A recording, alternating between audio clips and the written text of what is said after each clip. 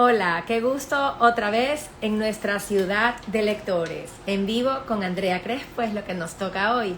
Espero que hayan tenido una linda semana, que hayan disfrutado el feriado, que hayan tenido tiempo para leer. Yo no tuve tanto tiempo para leer como pensaba, la verdad. Yo pensaba que iba a estar un poquito más, digamos, relajada y con tiempo para leer, pero no, sí tuve como millón tiempo para jugar, para estar con... eh, Así que bueno, aquí veo que se están uniendo, qué lindo verlos. Mi querida Andrea Crespo ya mismo se está por unir. Cuéntame Andrea si lo estamos logrando. Yo creo que sí. ¡Tú sabes! He rezado a la inteligencia artificial. Le he rezado. Estábamos con Andrea, no sé qué le pasaba a mi teléfono, que todos mis en vivos súper planificados, yo practicando antes de cómo entrar, y con Andrea no funcionaba el botón. Andrea, yo tengo a mi equipo de trabajo aquí maravilloso, a Carlita, a Melissa, tratando de entender qué diablos pasaba, y qué hermoso, Una ¿cómo está anomalía. Andrea? Normalmente ocurre, una anomalía. Pero cuéntame, estabas Con- sufriendo un poco, hemos estado así como intensas. Bueno, ¿sabes qué? Mira, te cuento que cuando tú me realizaste la invitación, yo estaba un poco asustada, porque, bueno, no creo, no recuerdo haber hecho un en vivo. Y a la larga, o sea, yo me acuerdo que tú me dijiste algo en septiembre, para finales de septiembre, y yo te dije, ¿sabes qué? Mira, octubre. Entonces yo dije, chuta, ya lo maleé, porque tú veías que me intentabas mandar y nada, y yo decía, soy yo, he maleado algo, ¿no? Entonces estaba así como que súper preocupada, porque decía, ay, capaz que yo, que traté de aplazar esto con mis vibras, estoy haciendo que esto no funcione, pero de verdad lo trataba, pero bueno, ya estamos acá, ya estamos. Qué felicidad. Y sabes que me gusta mucho porque esto que parece una digresión, algo que uno conversa antes de verdad hablar del tema, siento que tiene todo que ver contigo. Con el Siento que tema. tiene todo que ver con este, como repensarlo todo, lo que tú dices, no, seré yo, qué es lo que pasa, no, hay esta como energía de emoción, de duda. Y bueno, yo quiero decirte que eso es un poco lo que también siento tanto en tu poesía. Cuando yo leo tu poesía, en un, me siento transportada, como en un montón de emociones, todas al mismo tiempo. Y eso es lo que yo sentía ahora. Yo decía, ¿por qué estoy sintiendo todas las emociones que siento en la poesía de Andrea? En mi vida con Andrea. Entonces, no sé, siento que la palabra tiene mucho de nuestro cuerpo. Y nada, me pareció súper curioso que nos pasara todo esto. Claro, a mí también, sobre todo porque recuerdo que una de las cosas que tú hiciste, que eres súper organizada, súper planificada en tu trabajo, en todo tu quehacer, Así. es que me llamaste para ver esto, y una de las cosas que recuerdo que conversamos la semana pasada y que yo te mencionaba a ti, que me parecía importante, que me dijiste, bueno, estas cosas, yo te decía, bueno, es que a mí me gustan un tipo de escritores, ¿no? Que pueden ser considerados hasta raros.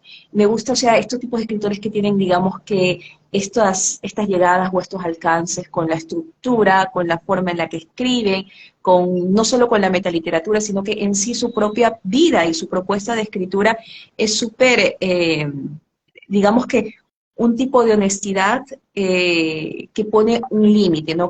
Es como mirar al abismo. Y este tipo de escritores llegan incluso a ser muy radicales en procesos de escritura. El mismo lenguaje es así. Son escritores que por lo general muchas veces en vida no fueron, digamos que, el hit del momento, pero porque sus escrituras eran consideradas como oscuras, como algo así, digamos que poco tensas o densas, o yo qué sé, como los veían en su época, pero eran estos raros, ¿no? Yo te decía, me gustan estos bichos raros, ¿no?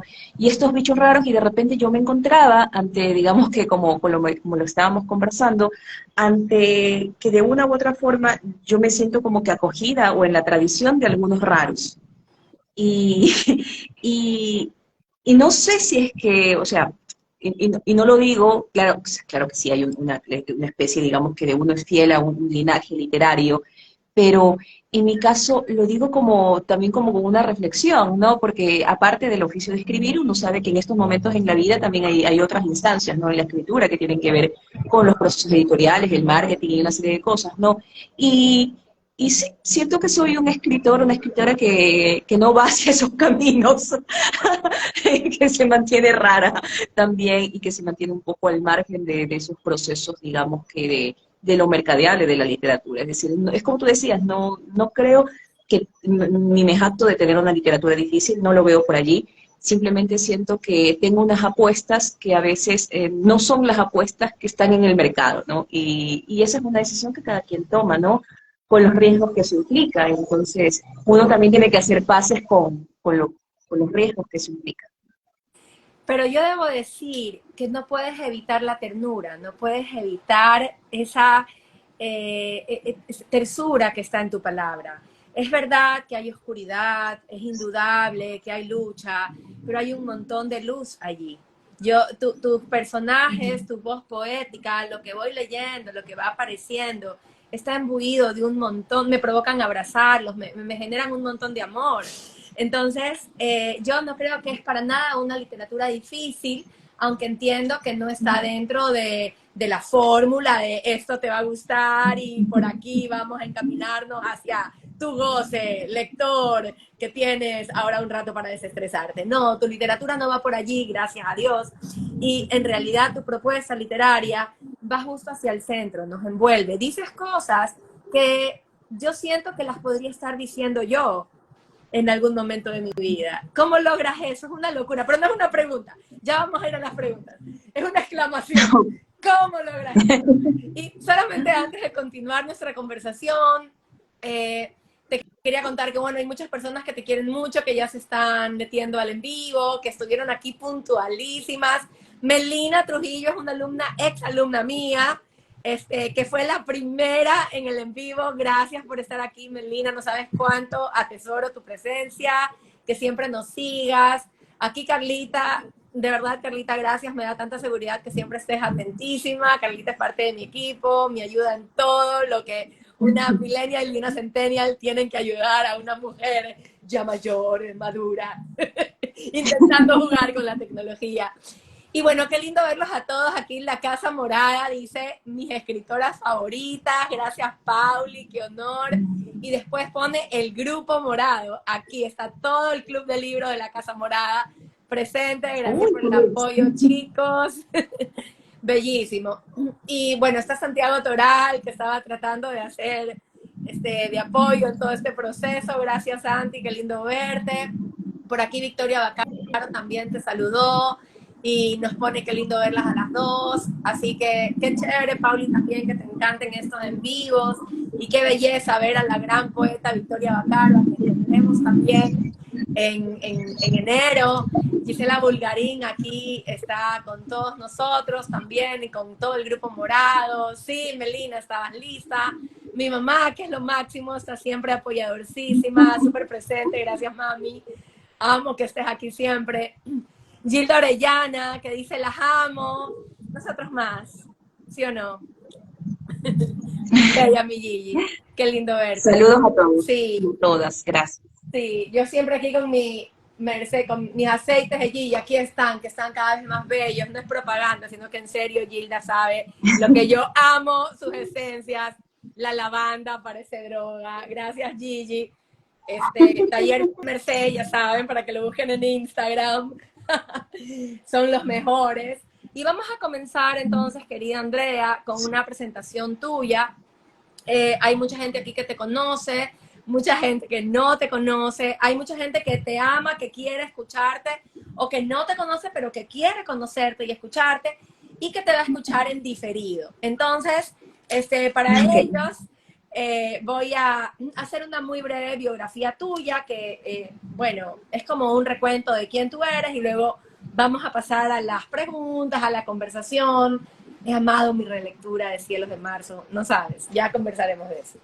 Entonces, bueno, Andrea Crespo es poeta guayaquileña, nació en 1983, Su poemario, La Monstruo, fue publicado en Cadáver Exquisito en el 2013. Yo no me acordaba que era tan reciente, yo pensaba que era como más antiguo. Me parece que ha pasado un siglo desde el 2013 hasta hoy. Es su primer trabajo, Una sin década. embargo es tan sólido. No sé si todavía Casa Morada tenga esa lectura, querida Andrea, no sabes. Si Creo tenemos, que tiene pocos ejemplares, no, pero así, tipo dos, no sé si es que haya más de La Monstruo. porque La Monstruo es para mí un clásico, o sea, no se puede con Andrea sin leer La Monstruo. Y bueno, siempre pueden escribir por interno a la Casa Morada para preguntar qué libros tienen. Me encanta el apoyo que tiene la Casa Morada a la escritura ecuatoriana. Apuesta por escritores, como en tu caso, era tu primera publicación, pero ya veía tu Así es. poder, tu talento, ¿no? Y eso me encanta de Cadáver Exquisito, la editorial de Paulina Briones con Casa Morada, ¿verdad? Bueno, los poemas de Andrea han sido publicados en la muestra de poesía ecuatoriana emergente de la revista Literal en México en el 2011. Cuenta con poemas publicados en varios lugares, en el periódico de poesía de la UNAM en México 2012, varias revistas digitales de Latinoamérica y España. Algunos nombres, por si quieren buscar esas revistas, son Letralia, El Coloquico de los Perros, y hay muchas otras. Lindas revistas, la verdad. Qué honor haber sido publicada allí y qué honor para las revistas también tenerte. Andrea es considerada parte de la selección de nuevas voces de poesía contemporánea en la muestra Naipes Arreglados, 13 poetas contemporáneos de Ecuador, en la editorial Catafixia, en Guatemala, 2012. Forma parte de la antología de poetas contemporáneas hispanoamericanas, Hijas del Diablo, Hijas de Santo, de la revista especializada La Raíz Invertida. Esto fue en Colombia, 2013.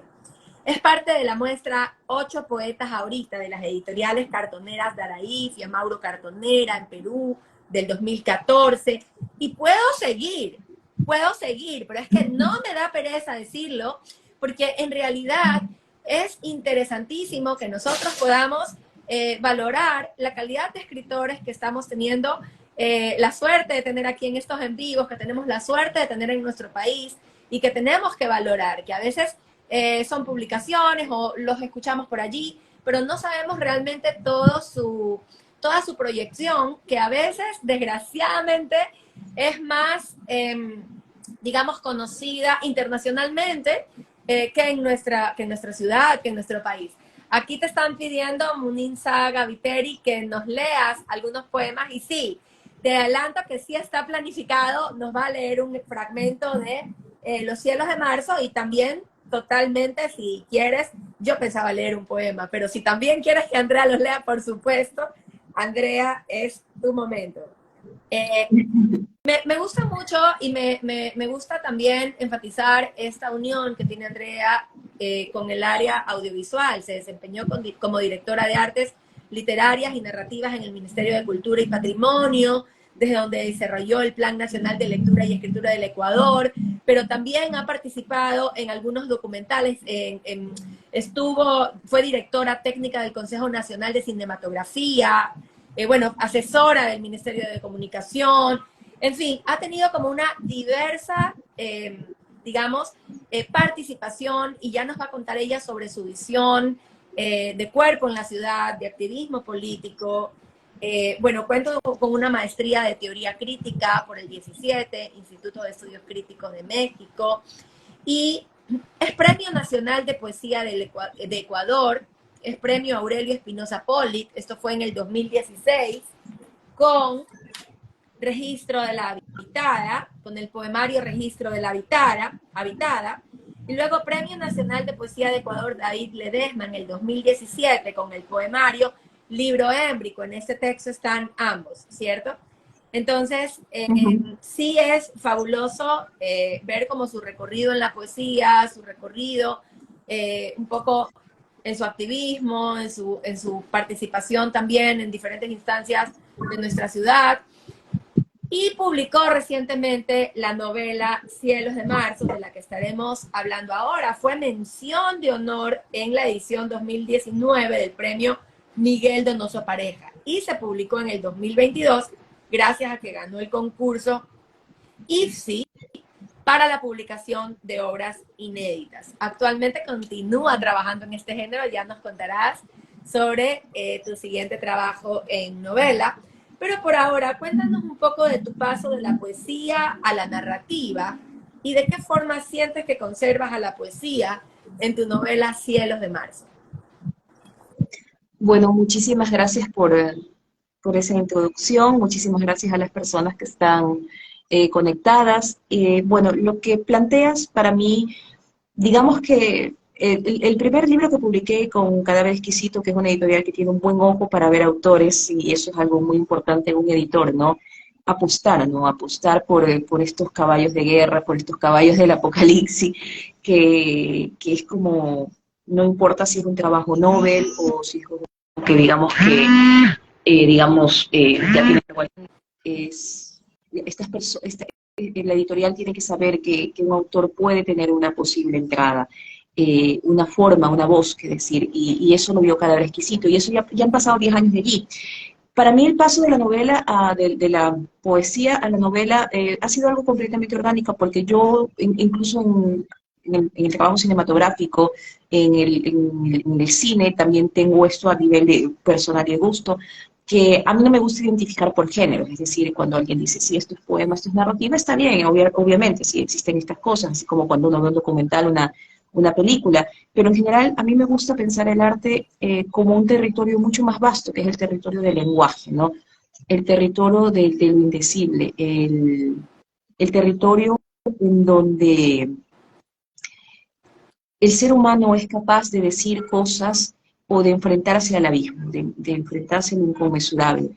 Y en ese sentido uno va optando, va cambiando de registros. A mí me conmueve muchísimo el cine, que de hecho gran parte de mi educación en mi primera adultez fue el cine. Yo pasaba ahí metida tardes enteras hasta la noche, 11 de la noche. Llegué a trabajar incluso allí, porque creo que no importa el registro que exista, o el soporte, por así decirlo. Creo que lo importante es unas especies de temperaturas que cada autor tiene que ir construyendo y darse cuenta hacia dónde va. Me conmueve inmensamente las artes plásticas, o sea, trato de ir a todas las exposiciones que puedo. Me parece impresionante cómo alguien puede extraer gráficamente, visualmente, a partir del color y el uso de la luz, un estado de ánimo, una sensación. Y en ese sentido, para mí simplemente fue un cambio, digamos, que de forma de transitar. Yo pienso en imágenes. Para mí, mi oficio es la construcción de imágenes como poeta. Es decir, yo tengo unos estados y esos estados se traducen en determinadas imágenes, en determinados temperamentos, en determinadas temperaturas y colores. Y cuando comencé a escribir Los Cielos de Marzo, era una suerte de diario que llevaba, ¿no? Estos inventarios, esta arquitectura doméstica de los años. Entonces, se dio de una forma muy fluida mi necesidad de contar esta historia, pero también al mismo tiempo de que la historia no sea lo importante. Es decir, yo tenía esta idea, ¿no? De esta mujer que abandona todo, que lo quema todo, pero no quería contar la historia de una forma clásica, tradicional, o de una forma truculenta, o de una forma, digamos, que ceñida en introducción o desenlace, o desenlace en una introducción, sino que quería tener un libro que sea como que darle al lector una linterna que no funciona. Es decir, no puedes ver por completo, puedes ver por fragmentos y te las tienes que ir apañando así sobre qué mismo será. De hecho, hay personas que dicen, al final pasa esto, no, pasa lo otro, no, pero es que ella hace tal cosa. Y me gusta no solo esa ambigüedad, sino que también me gusta el hecho de que esté construida, sea una arquitectura, tan subjetiva, ¿no? Tan, digamos, que alborotada en el uso del tiempo, en el uso de las sensaciones, que cada persona puede quedarse impregnada con lo que en ese momento su espíritu necesite, ¿no? Eh, Creo que en este momento, no recuerdo, Stendhal, ¿no? Tenía una metáfora rarísima que decía que el espíritu es un espejo, ¿no? Que se pasea. Imagínate esto, ¿no? El espíritu como un espejo que se pasea, que transita, ¿no? Entonces, ¿qué puede hacer este espejo que transita por los bosques, sino reflejar todo lo que implica el mundo que está en su exterior y al mismo tiempo mostrarnos imágenes distorsionadas, ¿no? Un espejo nunca, por más que se diga que representa una imagen fiel, nunca lo es. Y ese es un sentido que para mí es también profundo y vital en la narrativa, más que en la poesía. Y porque en la poesía yo sí encuentro que radica la verdad. La verdad no significan los hechos, es otra cosa, no es la verdad. Y en cambio en la narrativa creo que lo que tiene que primar es el artificio. Es decir, me gusta que este espíritu, que es como un paseante de espejos, refleja distorsiones y momentos, y al mismo tiempo ese es un trabajo, un oficio que cada escritor decidirá cómo emprender.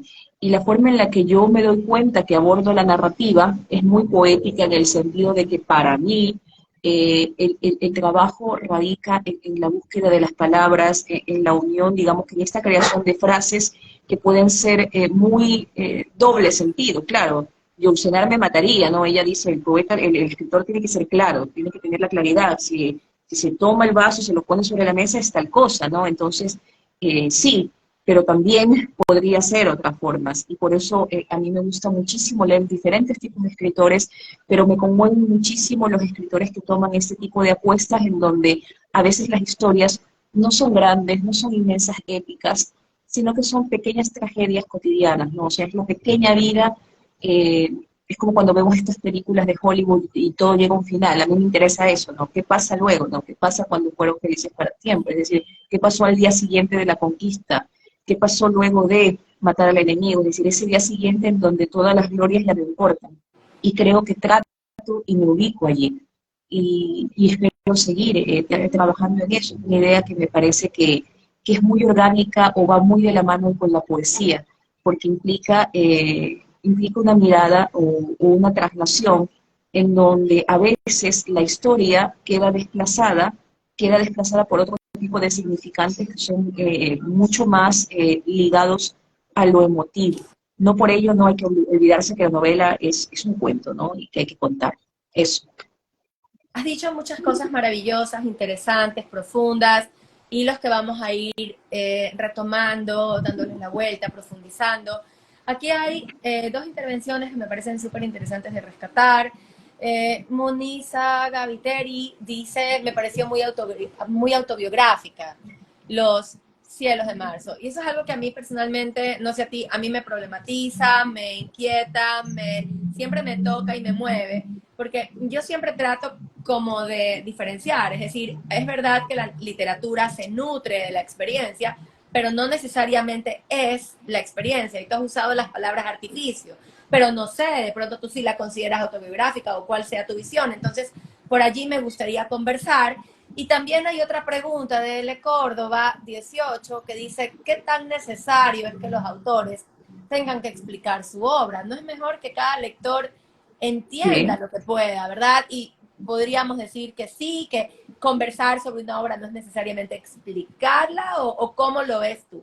Te doy la palabra, querida Andrea. A ver, de atrás para adelante, ¿no? Para poder invertir el tiempo. Conversar sobre una obra no es necesario, no necesariamente significa explicarla, ¿no? Creo que en el momento en el que la obra se explica es fatal, o sea, no solo que es como un spoiler, sino es como si cada obra literaria tuviera que venir con un cuaderno de guía, cómo se sintió al respecto, es decir, en esta parte el personaje que está diciendo, y eso no nos interesa porque es como aplicar una especie de, desde el mercado editorial, desde el mercado, digamos que de las industrias culturales, una tutela, ¿no? Una tutela sobre el lector, como que el lector fuera un sí, un ente, con una babosa aquí, que necesita que le procesen la información y que no es capaz de enfrentarse a un texto por sí solo y de perderse, e incluso si se pierde, ¿qué? ¿Qué? O sea, es la experiencia, digamos que lo maravilloso que es enfrentarnos ante una obra de arte, que es quedarse absorto y que cada mundo, cada pupila, cada letra que has leído, cada color que has visto, cada sonido que has tenido en ti produzca un efecto o produzca algo que nunca va a poder replicarse, incluso si la historia está completamente clara. Es decir, yo estoy en contra de este tipo de pedagogía de las audiencias, como que si las audiencias no tuvieran la capacidad, o sobre todo es como que si las audiencias no tuvieran la capacidad de entender, pero sobre todo es como que si tenemos que controlar el mensaje. Ahora, se puede hablar sobre las obras, por supuesto. ¿En qué medida? En la medida en que las obras suscitan cierta conmoción, porque yo creo que el arte es justamente el territorio contrario a la comunicación. La comunicación tú tratas de ser claro, el arte es caos, por más clara que sea una obra, ¿no? Uno lee la Ilíada y la Ilíada, sabes, estamos hablando que ya han pasado 10 años y de repente te encuentras en casi que la última semana de esta batalla, ¿no? Lo entiendes clarísimo.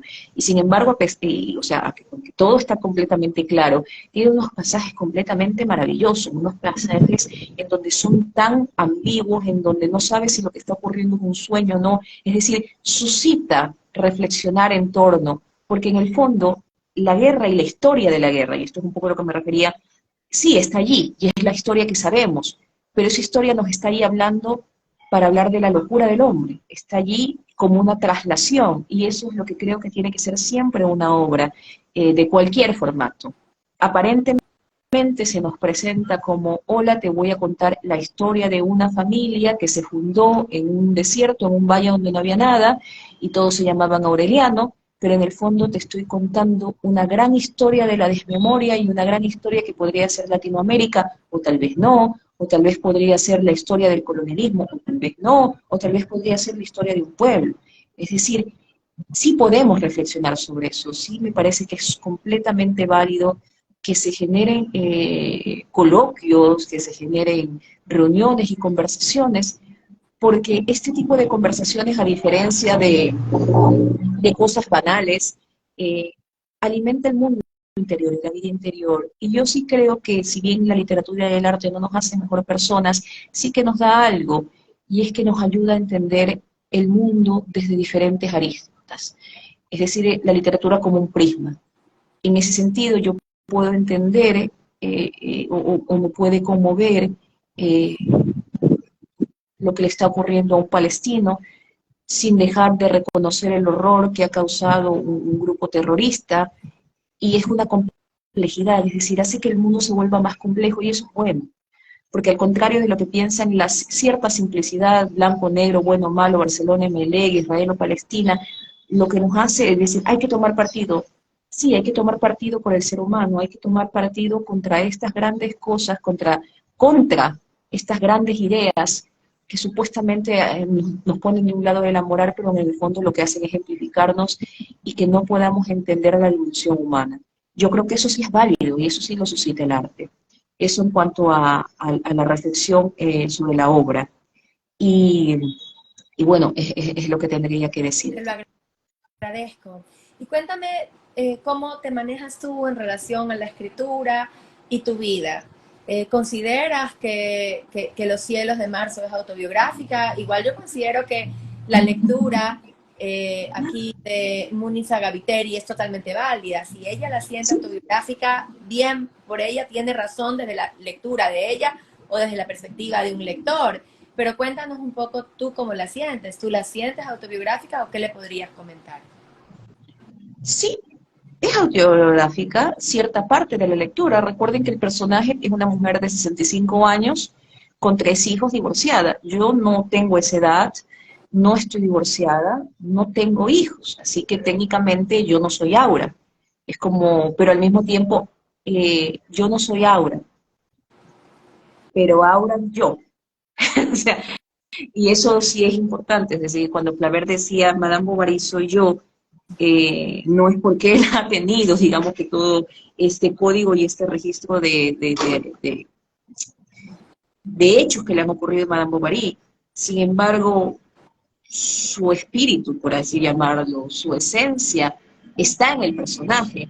Y yo creo que va a pasar un avión, pero si ustedes están con dificultad de escucharme, voy a levantar un poco más la voz. Sí se te escucha. Pasa lo mismo con Aura, es decir, yo no soy Aura, pero Aura sí que soy yo, porque volvemos al tema del artificio, es decir, la literatura es un artificio, pero un artificio que requiere de la vida.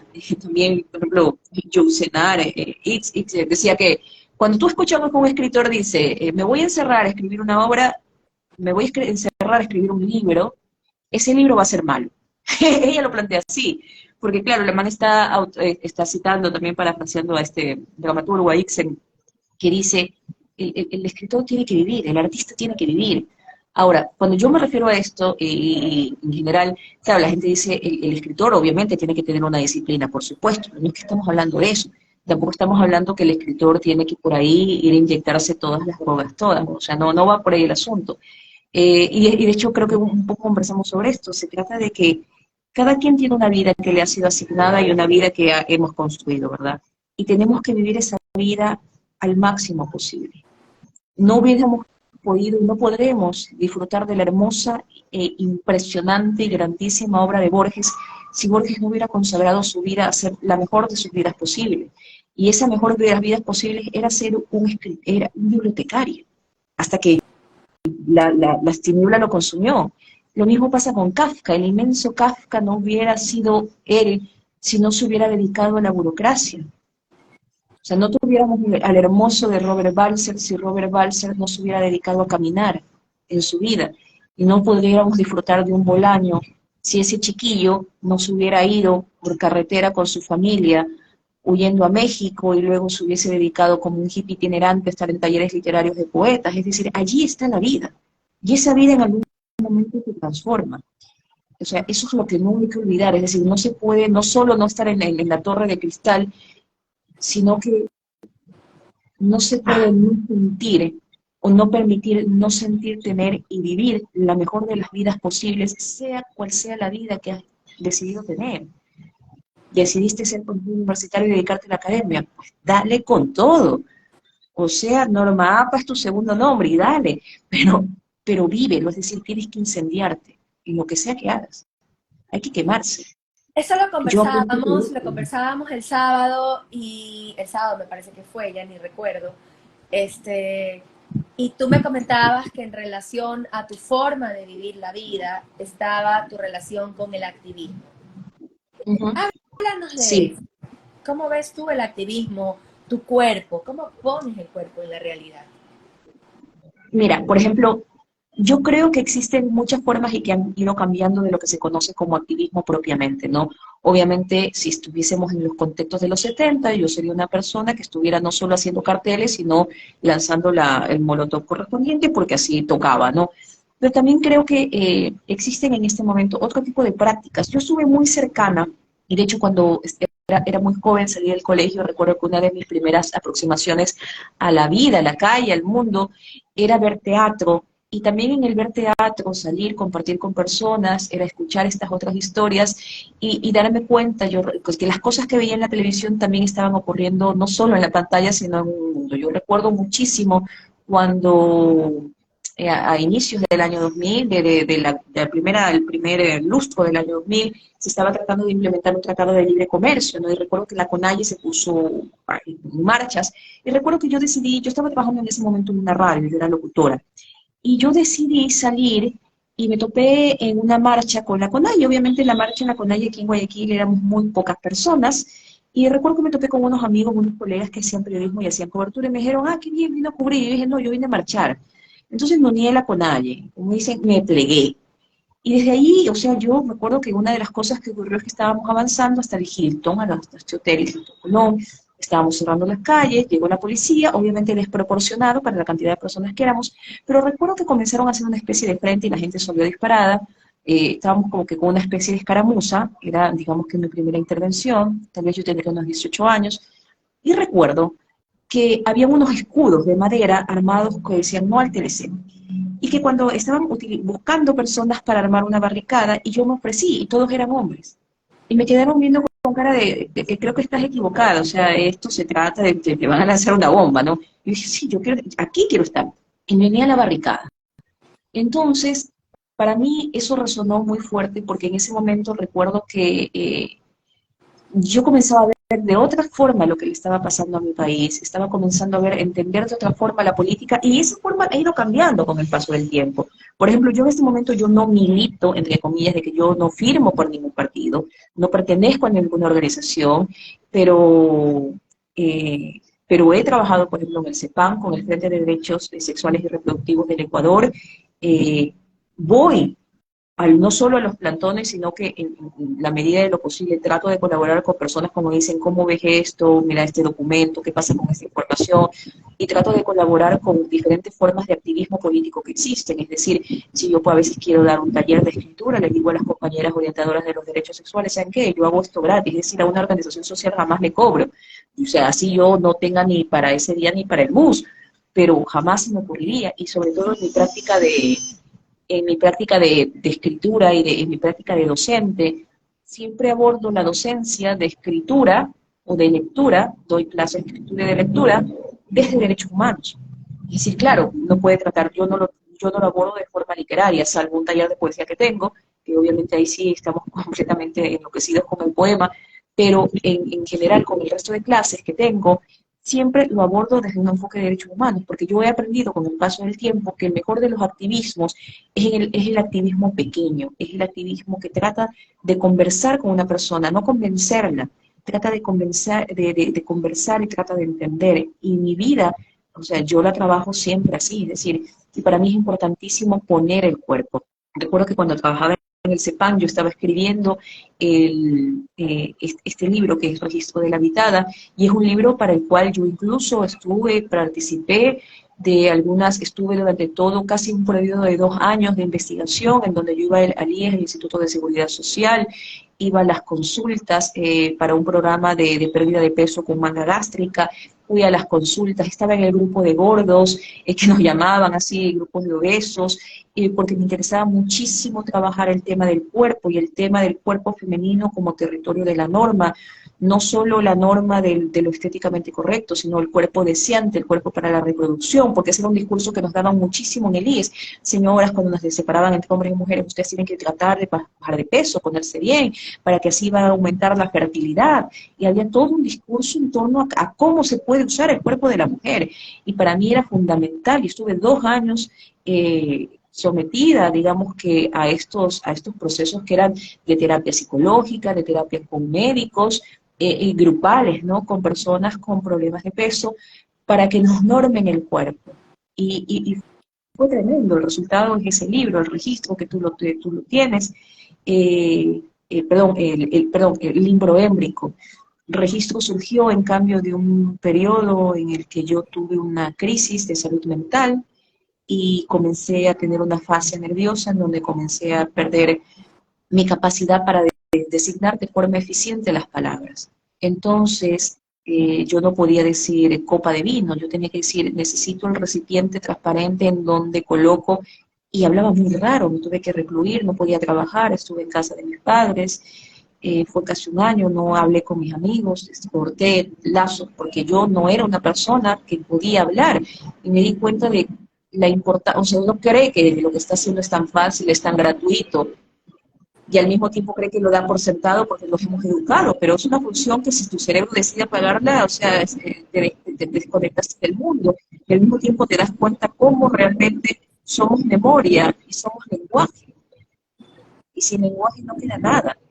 Entonces, estoy hablando de lenguaje, estoy hablando de poner el cuerpo en estos procesos de investigación, pero al mismo tiempo estamos hablando de activismo porque siempre he visto estas cosas que me pasan, que son sumamente subjetivas, particulares, como también, ¿y cuántas otras mujeres con problemas de salud mental no han tenido acceso, no han tenido una red de apoyo? ¿Cuántas mujeres han tenido un problema de salud mental y claro, son consideradas tontas, quedadas y su marido las golpea cada vez que no ha hecho algo bien? ¿Cuántas niñas son completamente destrozadas, violadas y maltratadas porque no dan en la escuela, porque su rendimiento no es el adecuado y es un problema de salud mental, pero lo que está ocurriendo ahí son prácticas de violencia sistemática hacia cuerpos que no funcionan como decimos que debemos funcionar? Entonces, para mí sí es importante que si yo pude pasar por esto, yo tengo que hacer de lo que puedo, de mi forma de sobrevivir, una especie, digamos que, de práctica común, en donde puedo ayudar a un otro, a una otra, a sostenerse desde esa ineficiencia, porque yo soy un ser ineficiente. Para mí escribir es fácil. Yo no puedo escribir bien. A mí me cuesta pensar en palabras, a veces todavía tengo ciertos estragos. O sea, yo escribo como una lucha para no perderme a mí misma. Así que tengo que tratar todo el tiempo. Es decir, yo no me puedo sentar y comenzar a escribir. Sí, es verdad, a veces salen estos vómitos, pero al contrario, para mí, creo que tal vez en el fondo sostengo la escritura porque es la única forma en la que trato de sostenerme a mí misma y no perderme. Pero esto que es muy particular y muy mío va cambiando y toma diferentes formas, pero hay personas que no tienen la suerte de poder hacerlo. Hay una frase que dice aquí Gisela Bulgarín, que va muy al caso de lo que estás mencionando, es una frase de La Monstruo, tu primer libro de poesía. Cito, es el fracaso la forma más bella de poesía. Y sí, ¿no? Has hecho un recorrido entre eh, el activismo, la lucha social, qué feo que es llamarlo lucha social, porque en tus palabras no lo ves como lucha social, lo ves como la lucha por la hermana, por ti misma, por darte a un otro que también eres tú, que es parte de ti. Este, que también involucra tu cuerpo, su cuerpo y tu cuerpo fundidos en un todos nosotros, y cómo la palabra acoge y interpreta este proceso. Entonces, entrelazados siempre el activismo, el cuerpo, la palabra, la búsqueda de la palabra también como una forma de reconocerte, de encontrarte, de no perderte. Eh, y en ese sentido, creo que le respondemos también a un comentario final que hizo luego L. Córdoba 18, que él decía, sin embargo, al terminar de leer, es inevitable que quede ese deseo de preguntarle al autor qué quiso decir. Y yo estoy segura de que ahorita él y todos los que te escuchan van a entender muchísimo más tu obra, no necesariamente porque la hemos explicado, pero Cielos de Marzo sí alcanza otros colores cuando te escuchamos y cuando nos relatas todo esto que nos traes hoy. Sí, se va a leer desde otro punto de vista. Eh, en fin, aquí Paulina te sigue saludando, dice, me encanta oírlas, la verdad es que es un placer oírte. Es súper sorprendente oírte decir que las palabras no te salen fácilmente, que escribir te cuesta, porque la impresión que das es todo lo contrario, que las palabras te fluyen. Como lector, yo siempre siento que las palabras, tus palabras me bañan. Y bueno, no hagamos esperar a la audiencia, te pidieron leer poesía. Léenos poesía, querida. No Andrés, tengo a la, ¿tienes a la mano? tengo a la mano un texto de Los cielos de marzo, que es el libro que pude Es que eso es lo que está bajar. planificado. Nosotros Sí, necesitamos que tú porque comiences a yo te mandé un trabajo que hice, que es Sirio, no sé si de pronto tú sí, quisieras leer así algo es. de allí. Y yo voy a leer algo. Yo sé que te dije que quería leer el inicio de Los cielos de marzo, pero hice un pequeño desplazamiento en virtud de lo que está ocurriendo en estos momentos. Y es una parte pequeña, unas páginas de Los cielos de marzo que se llaman La tormenta del desierto, que quisiera leer. Por favor. Ok, voy a refrescar la garganta. Eh, Esta es la página 59 de la novela. Este pequeño capítulo se llama La tormenta del desierto. Despierto en mi infancia. Es una crisálida de algodón distante en donde veo mi cuerpo despertando de la siesta y luego el televisor encendido. Una infancia puede ser un puerto o un pantano. Las tías, sentadas, rezan y miran al techo como si buscasen a Dios entre el tumbado. La guerra, llegó la guerra, dice la tía Elina. En la pantalla veo una mujer que informa las noticias. Abajo leo, inicia la guerra del Golfo. No entiendo bien qué pasa, pero aparece el presidente norteamericano y luego las imágenes de un periodista con casco. Ahora la pantalla está transmitiendo todo en un tono verde. Dios ya mandó a los jinetes, grita Evelina. Las tías me sostienen como langostas tratando de despellejarme, lloran y la pantalla muestra imágenes neones. Siento que mis ojos ahora son de insecto. Recemos a Dios para que no lleguen los bombardeos a nuestra tierra, dice Victoria. La casa está en la encrucijada del infierno. El cuerpo de mi padre está cocinándose en la demencia. El padre padece en el lecho de la psicosis. Su corazón se ha vuelto oscuro como el vacío de los úteros. En el futuro, muchos años después, germinará en él el conocimiento del silencio eclosionando en el amanecer de la muerte. Tengo una década rota por retransmisiones, transmisiones, enlaces especiales y flashes informativos. Tengo imágenes satelitales y relatos de operativos sobre las habitaciones malvas, en donde seguramente el incesto desayuna dulces cocidos de miembros tiernos y revisa el jardín indonesio de todas las proyecciones. En la amplitud de la pantalla se cansa el césped que creció malsano en las ventanas y nuestras mejillas. 18 horas. Tía, cuida de la fiebre de mi madre. Mi madre es un roedor ciego, inflamado en el oro de la gravidez. 18 horas como 8 minutos. Tía, eres un capullo de rosarios, la imagen que sostiene los salmos que gritan las leyes y alejan a las balaceras y proyectiles. Cuida las almas de mi madre, están envejeciéndose como los vientos antiguos, absorbiéndose hacia su núcleo, desapareciendo como los rumores. 18 horas con 14 minutos. El éxodo era nuestra fe, y ahora es una tibia premonición de las traiciones. 18 horas con 25. Tía, promete que tu reino será un conflicto silente.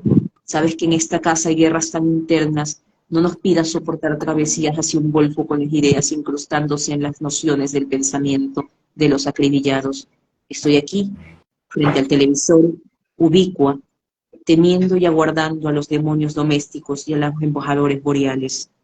Tía, si supieras en lo que me convertiré, probablemente me ahogarías en la cama mientras duermo. Me ahogarías en la cama mientras duermo. Te hablo desde mi adultez. Aquí soy un desfase de cañones, un promedio errado del tiempo en el que las cigüeñas vuelan hacia un puerto indoeuropeo y serán masacradas. Soy una mujer agrietada, soy una mujer agujero. He quedado en la disyuntiva de la selva y el oficio cruento de los profetas envueltos entre las nubes, en un tiempo en el que se requieren secretarios y no santos. Mi corazón es un cartón de tela, el roto laxo acampanado por devoción de los perdidos, pero ahora en este tiempo de niñez que me ha tocado, cae el grito de nuevos espectáculos de crímenes como torres añejas, y la palabra de los otros es el almuerzo florido en el que se desgranan los días. En esta ciudad latinoamericana son las 18 horas. En el precipicio de la noche, yo, Aurora, rezo en la cocina y alejo a los proyectiles que devorarán a los ojos de todos. La tormenta del desierto es infinita y agreste. Bueno, el asunto sigue como hasta las 6 de la mañana al día siguiente, pero lo dejaremos hasta aquí. Qué maravilloso, y así es como las imágenes inundan tu narrativa, como la poesía y la narrativa se funden en esta novela lírica. ¿Tú la definirías como novela lírica, Andrea? Ya dijiste que Sí, no crees en esto de los bordes, de los... o sea, pero ¿por qué sí? lo es en la medida de que, claro, es decir, yo entiendo que la forma en la que cuento las cosas no corresponde necesariamente solo a los hechos, sino que existe un vaivén no solo de emociones, sino, por ejemplo, saltos temporales. Le puedo decir al narrador, es decir, en el futuro va a pasar esto, ¿no? Pero ahorita no lo sabes, puedo regresar y puedo ser muy tirana en el uso del tiempo, es decir, claro, es decir, ahí es como, en ese sentido es un territorio muy poético, en el sentido de que no hay un respeto. eh, o sea, la norma más importante es la concentración. Para escribir uno necesita una atención plena, fijar la atención en lo que está escribiendo. Y no me refiero como a lo que está pasando en la página, sino que me refiero a lo que está pasando en la página que construyes y construyes esta secuencia de cosas. Es decir, si estás pensando en esta idea y estás pensando, y yo, claro, yo por ejemplo, este acto, este gesto, yo lo recuerdo mucho. Yo recuerdo cuando fue la tormenta del desierto, creo que es 1991.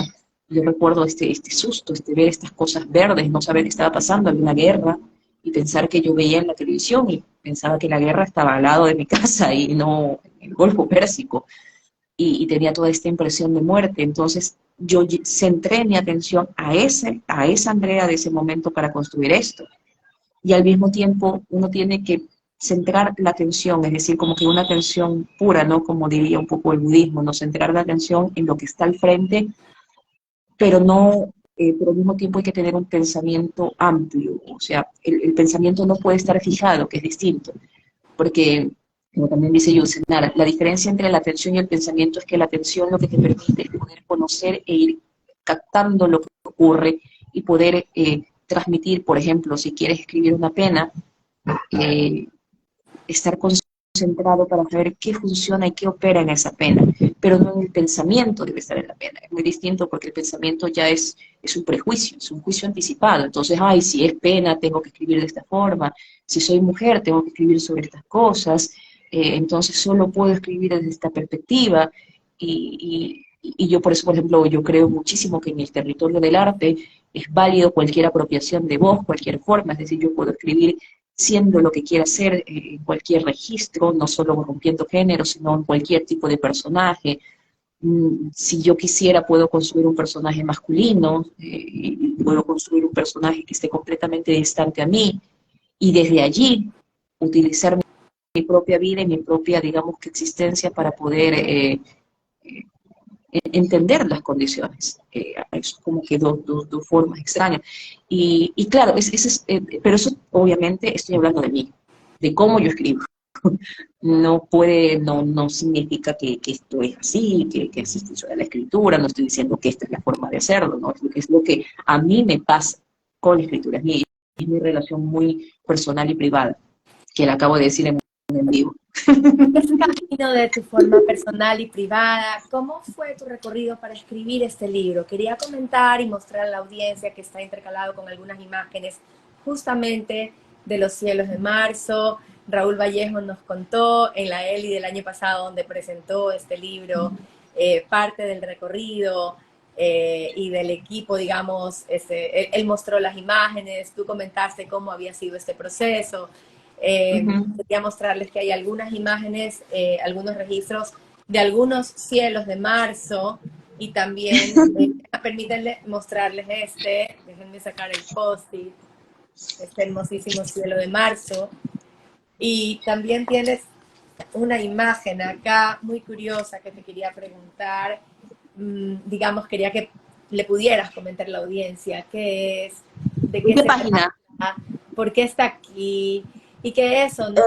Para que la audiencia también pudiera escucharte, ¿En narrar. qué página la tienes, Mariela? Ah, ya te la vi, justo la Es que te acabo. cuento te cuento que yo no te veo, te desapareciste. Ah, qué pena, qué pena. Yo sí te veo, ay, no sé qué pasó allí. Es en la página 173, Ya. donde parece una mujer pariendo dragón, Ah, pero no la quiero sí, explicar. Wannibal, es un demonio.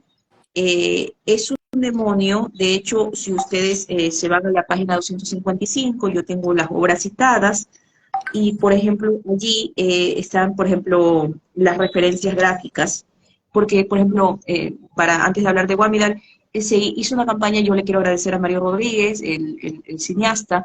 Yo necesitaba tener unos registros de nubes muy específicos y él levantó una pequeña campaña entre sus amigos que era dona una nube, y la gente comenzó a mandar fotografías de nubes, y esas nubes son las que componen, digamos, que estos calendarios, estos calendarios materiales. Entonces, a ver, ¿dónde está Wamindal? Wamindal es un demonio que se encuentra, bueno, el registro del demonio se encuentra en una biblioteca de Londres, y a mí me llama, digamos que yo quería emplearlo porque siempre he sentido una especie, digamos que de relación muy, como tú decías al inicio, los personajes yo los quiero acariciar, yo siento ternura por estos personajes. Claro, es decir, yo creo que siempre trabajo con personajes que son completamente perdedores, ¿no? No gente que se quiere reivindicar, no gente que quiere hacer una épica, no gente que quiere, digamos, que reconstituir su pasado. No, yo trabajo con el loser, ¿no? O sea, o sea, la persona que sabe que no lo logró y ya no importa, es decir, no quiero hacer una gran proeza para algo, sino que me puedo orientar o caminar a la muerte o a lo que sea que fuera, con el orgullo de saber, o no sé si la palabra sería orgullo, pero sí con, esto es lo que es, ¿no? Esta es la vida que tuve.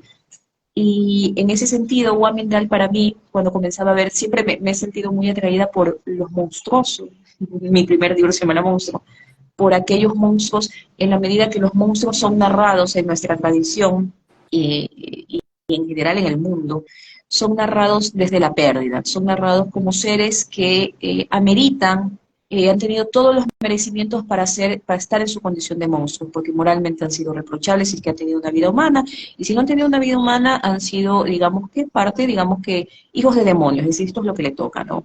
Y siempre hay una especie de justificación, ¿no? Cuando uno lee, por ejemplo, las Metamorfosis, cuando uno lee Ovidio, cuando uno lee el Gilgamesh, cuando uno lee los textos clásicos, cuando, por ejemplo, uno lee incluso la Biblia, donde existen los animales puros y los animales impuros.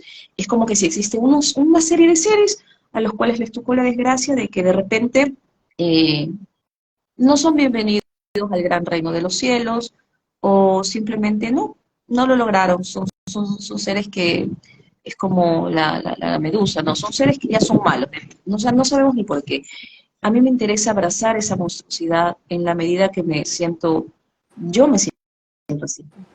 Yo no me siento como una persona normal en muchos otros aspectos, ¿no? O sea, por ejemplo, yo vengo de un hogar de campesinos. Mi madre terminó la primaria con mucho esfuerzo, mi padre también. Mi padre fue guardia nocturno cuando yo era niña. Es una familia pobre que básicamente si no se mantenía unida no salíamos. Recuerdo que en mi casa no sé cómo llegaban las cosas, pero un tío trabajaba en la aduana y de repente me levantaba en la madrugada y había un gran lote de cosas en la mitad de la sala.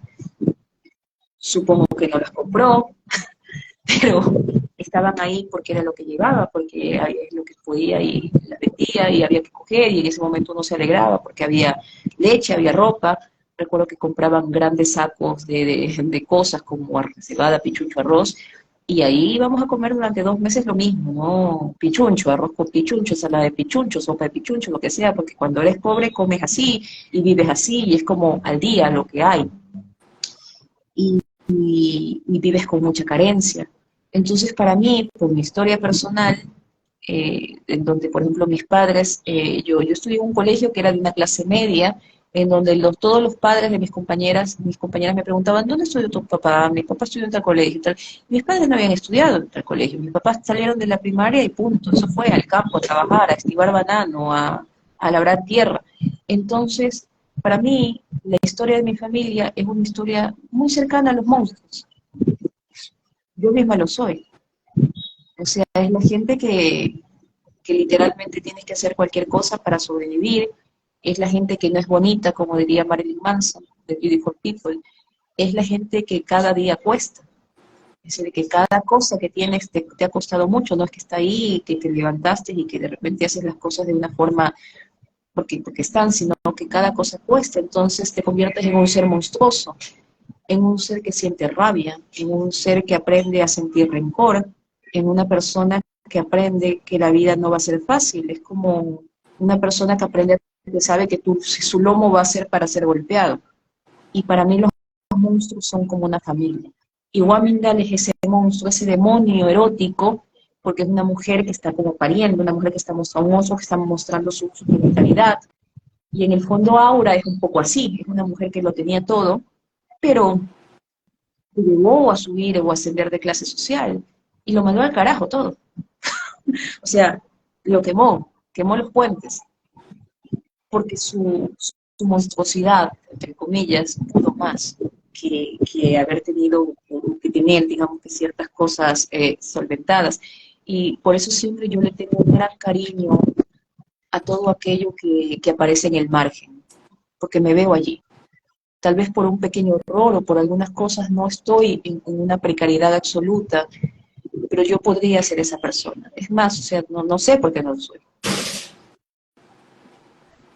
Paulina dice, me encanta la construcción de esa relación con la madre dentro de los cielos de marzo. Cuéntanos sobre eso. Claro, por ejemplo, en la relación es una relación que va cambiando, es una relación que en la primera, que en la niñez está marcada y en la primera juventud está marcada por, incluso podría decirlo como una versión, es decir, nunca se entiende, o sea, el personaje no entiende por qué la madre es tan débil. Cuenta, incluso hay una pequeña partecita en donde se cuenta de dónde viene la madre, de dónde viene el padre y de qué son ellos juntos, ¿no? Entonces la hija rechaza todo lo que tiene que ver con la madre porque le genera debilidad, le genera repudio. Pero a medida que pasa el tiempo, porque recuerden que el personaje tiene 65 años, 66, en las partes finales de la novela hay una parte que a mí me pareció muy, muy dolorosa de escribir, porque obviamente era pensar, bueno, como una persona, cómo centro mi atención en una persona que solo con el paso del tiempo entiende que esa debilidad era un gran ofertorio, es decir, que no, al contrario, una muestra de fuerza absoluto, que cuando las madres son capaces de hacer todo por los hijos no es debilidad, es una entereza, es un nivel, digamos, que de fortaleza que no tiene límites, o sea, que es completamente amor puro, pero claro, el personaje joven no lo ve porque lo ve como una jaula, es decir, porque esta mujer no deja a este hombre. Y por un instante la hija entiende toda la fuerza que implica la debilidad y siente vergüenza y siente temor y siente como, siente que tiene que rendir tributo porque dejó pasar mucha agua y dejó pasar mucho odio, y solo en su vejez entiende, digamos, que ese nivel de amor que tuvo y de ternura que tuvo la madre, y solo lo puede ver ya cercana, digamos, que a su final. Eh, y para mí era importante construir el arrepentimiento de una forma fragmentada, es decir, mostrarla, digamos, que un poco altiva ahora al inicio y mostrarla luego como que diciendo, ahora entiendo, y recordar una instancia de la niñez, específicamente una escena en donde se baña con la madre y que eso sea un disparador para que la hija pueda entender y pueda, digamos, que arrepentirse. Y claro, y el peor de los arrepentimientos puede significar aceptar el amor, pero también que, o sea, ¿cómo puedo amar esto que es tan distante a mí? Pero sobre todo aceptar eso ya en la ausencia, cuando no está. Es decir, porque hay personas que tienen la suerte de poder contar todavía y decir, bueno, tengo este tiempo de gracia, ¿no? Pero Aura ya no tiene eso, ya la madre ya no está. Y lo entiende a la distancia y ya no puedes hacer nada. Es inasible el arrepentimiento, que a dónde va a ir. No tienes a quien pedir perdón, no tienes a quien reconciliar, no tienes mano que sostener, o sea, te queda la nada. Entonces, quería trabajar ese sentimiento de desolación. Y Paulina señala que justamente esa vergüenza de hablar de alguien que amas y aceptar que amas, pero que está llena de algo que tal vez rechazas, es algo interesante. Cecilia Escritura dice que le gustó la relación que hiciste tú, Andrea, de tu literatura con tu vivencia personal. Y yo rescato, yo agregaría que más que cualquier vivencia personal, es ese hurgar, es esa búsqueda de cualquier aspecto de la historia personal que nos une con la historia de la humanidad, que nos une con los otros. Yo creo que es más un hurgar hacia el porqué hacia el cómo de la complejidad humana. No siento que cuando hablas de los monstruos o de que sientes en algún aspecto un vínculo con los monstruos, siento yo que también hablas de lo monstruoso en todos nosotros como especie humana. Podríamos hablar un montón de lo monstruoso en la especie humana. Y creo que cuando hablas de lo marginal o cuando hablas de sentir odio o sentir vergüenza o sentir dolor, le das al lector una oportunidad también para reconciliarse con esos sentimientos que son humanos, que no son de Andrea por su biografía personal, sino que todos nosotros los sentimos desde los diferentes ángulos en los que los hemos experimentado. Y en ese sentido, ya no me acuerdo quién lo dijo, me parece que se lo escuché a mi querido Miguel Donoso, la literatura es universal porque es local, porque es individual, porque es particular, Exacto. ¿verdad? Nos llega a todos justamente porque parte de la vivencia propia, pero no se queda en la vivencia propia y no se queda en lo particular. Y esa es la grandeza de tu trabajo, querida Andrea, que no sé, pero bueno, nada de lo que yo había planificado en el orden de las preguntas ha ocurrido en el orden de las preguntas, pero todas las preguntas han sido contestadas y nada de lo que yo quería expresar como de forma contundente pudo ser expresado, más todo fue dicho. Entonces, nada, solo para concluir, porque ya estamos en el final del envío, quería hacer una pregunta del millón y es, ¿crees en los talleres literarios? Quería que abordáramos, así sea muy brevemente, nuestra experiencia en el taller de escritura de Ernesto Carrión, que pudimos tener en la Universidad Casagrande en el marco de las actividades que organiza el establo. Y en ese sentido, bueno, más allá de las vivencias de tu este particular, ¿cómo trabajas y cómo sigues trabajando la escritura? A ver, yo tengo una relación un poco ambivalente con los talleres porque yo creo que nadie te puede enseñar a escribir. Pero los talleres sí te entregan algo. No solo orden, sino también te permiten conectarte con otras personas que están compartiendo el delirio de construir algo. Y eso es muy raro, es decir, de repente te topas con personas tan disímiles, que están escribiendo una historia llamada Funchis, que están escribiendo la historia de una chica que se come el cabello, que están escribiendo la historia de una granja, que están escribiendo una historia de ciencia ficción. Y ese espacio de comunión me parece que sí que aporta al proceso creativo. ¿En qué medida?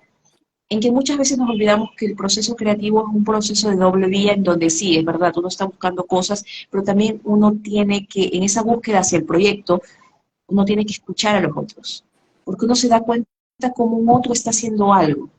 Y eso es maravilloso. Creo que en ese sentido, por ejemplo, el trabajo que hizo Ernesto con nosotros fue muy importante. Yo, por ejemplo, allí conocí el trabajo que tú estás realizando, el trabajo de Briones, de Santiago Tural, el trabajo que está construyendo Venegas, la compañera Andrea y otros más, Mónica, que también es parte. Y son obras tan distintas, los unos de los otros. O sea, somos tan distintos en lo que queremos, no solo en tema, sino en forma, y eso es maravilloso, es decir, es como es un espacio, o sea, qué maravilloso que es el lugar, los lugares de los intercambios, o sea, las comunidades. Eh, es un lugar en donde de repente nos encontramos entre monstruos y nos reconocemos, porque sí hay algo de extraño estar allí y de repente darte cuenta que otra persona en una ciudad como Guayaquil, en un país como Ecuador, en Latinoamérica, hay alguien ahí esforzándose y dedicándole parte de su vida a esta construcción, a este pequeño reino fantástico, completamente real y al mismo tiempo tan real. Eso me parece una instancia valiosísima de vida, o sea, de pulsión pura. Por ejemplo, yo ahí tenía un trabajo con el que quería entrar y es un trabajo en el que he dejado en mi stand-by, pero espero retomar, o sea, lo retomé, que es un trabajo de narrativa que se llama Ciervo oculto en agua, liebre oculta en nube. Es una historia que está contada desde la perspectiva de una niña, pero por ejemplo en mi caso, yo no quería hablar como niño, y esto es algo muy extraño. Yo quería que impere una voz con problemas de sintaxis, una voz que tenga una perspectiva cortada, dislocada, no una voz que sea fiel al registro del infante, como decir, ah, sí, así hablan los niños, no, sino una voz que sea fiel al sentido del corte con el mundo, que es distinto. Es decir, naturalmente, no es naturalista en el sentido de que, ah, qué bien que está construido el personaje porque habla como niño, sino ahí ingresa, por ejemplo, digamos que esta cosa que siempre hago, que es de la poesía, de que me importa mucho la forma en la que está escrita es una forma tan cortada, tan extraña, porque claro, cuando estamos en el mundo del niño, el niño está aprendiendo a usar el lenguaje, por lo tanto no es un instrumento que domina según la norma, sino que es un instrumento que está allí usado a un libre albedrío real. Y quería ese corte, esa forma libre y al mismo tiempo como cuando alguien está aprendiendo a conducir y frena, no frena, y son oraciones cortas, casi en ese libro no tengo oraciones compuestas. Y eso me supone para mí un problema de trabajo, porque tengo que mantener la misma estética durante todo el tiempo. Por eso me ha costado hacerlo, porque cuando a veces escribo en parrapada y digo, no, no, porque no respeta la forma del libro, es decir, tiene que ser así, ya está construido así, y a pesar de eso el libro tiene que ir cambiando. Entonces me parece que eso que dan los talleres, que es que te permitas enamorarte de tu trabajo, caer en amor en lo que estás haciendo, poner en valor el oficio de la escritura.